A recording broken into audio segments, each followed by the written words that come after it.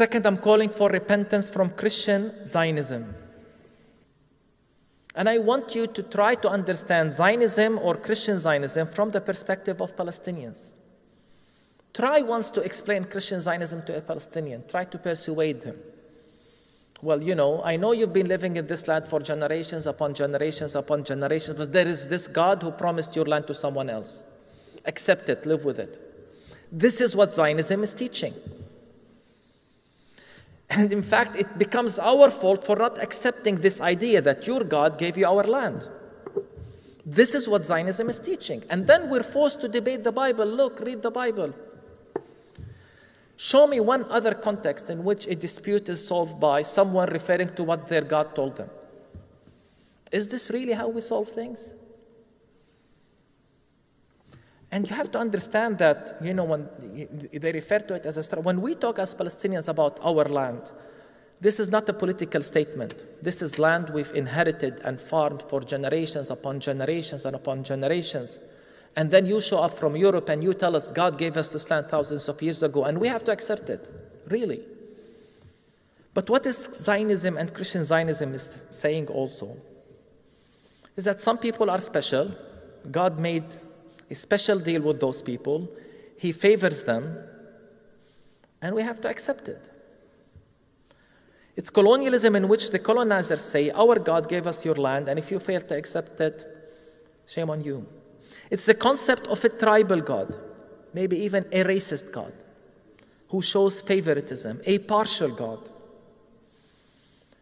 And when you support a tribal God or a racist God in this way, then also violence is justified and accepted.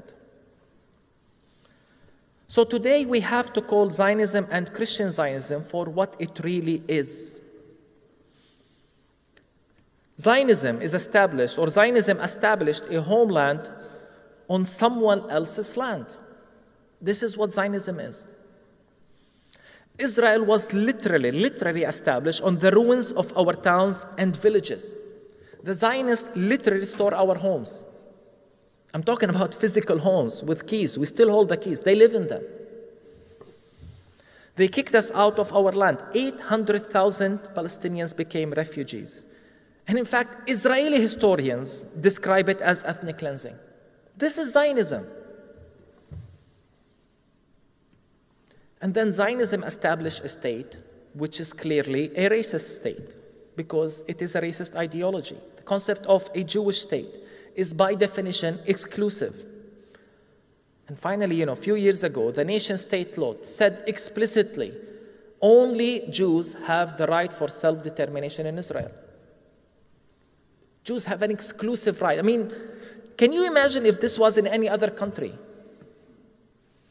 The current Israeli government, before October 7th, stated that Jews have an exclusive and unalienable right to the land of Israel.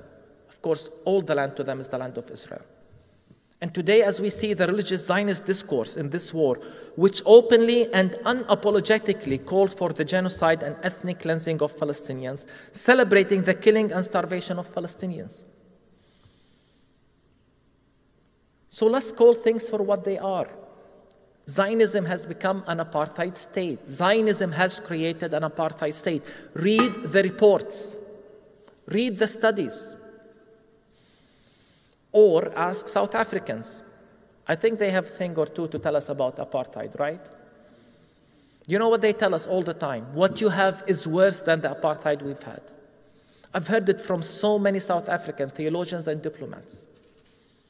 So Zionism is an ideology that led to colonialism, ethnic cleansing, apartheid, and now a genocide. And let me ask you, can you put the word Christian before this?